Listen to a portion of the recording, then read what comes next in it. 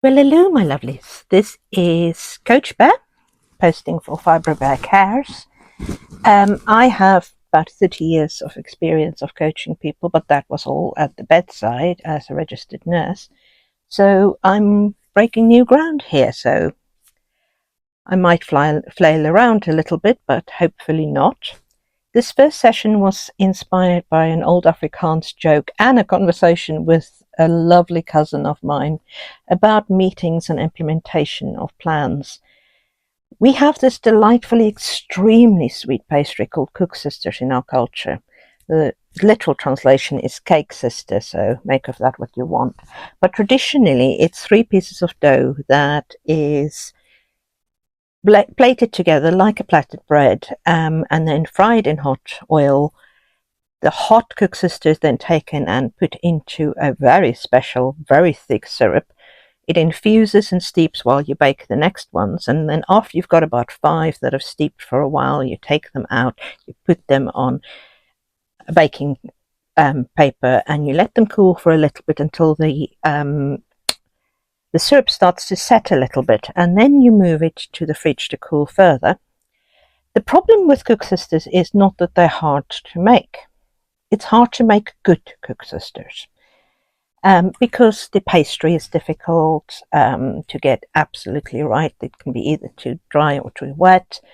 Um, the syrup recipes are closely guarded by most families, so you have to struggle to find a really good recipe. And yeah, unless your granny left you one on her deathbed, of course. So if you gain the reputation for making really good Koeksisters in the culture, it means that you will be making Koeksister for every event imaginable. You will not be volunteer. You won't volunteer. You will be voluntold to make them. I remember a time when I volunteered to help bake pancakes, as that was what my father used to do, and I was gently told there were too many pancake bakers already, and that they would welcome 11 dozen Koeksisters. But part of this process is always the argument about how many pieces of dough a Koeksister has, 2 or 3. If it's 2, how many twists should the Koeksister have? If it's 3, how they should be plaited or braided. And everyone seems to have this deep-rooted belief that they know best. It's not an opinion, it's a belief. And it doesn't matter if you're the person everyone agrees knows how to make them.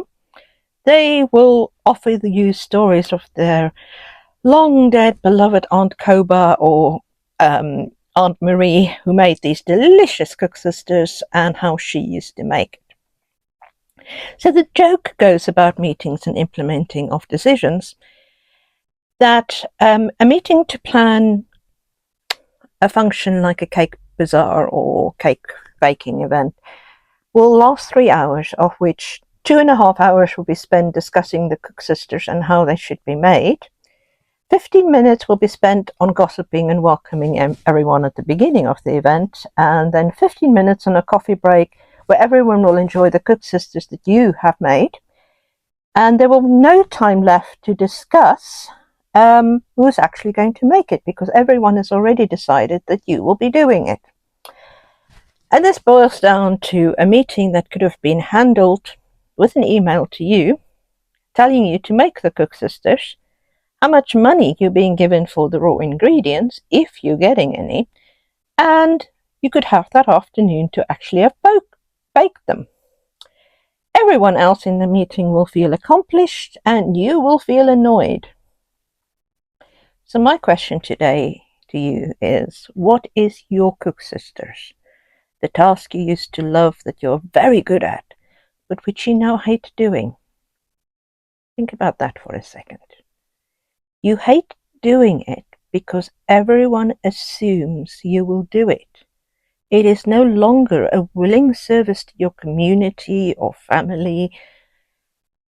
It's a thankless task that takes everything you've got and gives nothing back to you. Those are the areas in your life, your Koeksisters, where you have to draw the boundaries, where all your energies are being sapped from you. And it's here where you need to start saying no and meaning it. The message is stop baking other people's Koeksisters. Or, of course, find your own Koeksisters you actually want to fry and the syrup you want to use.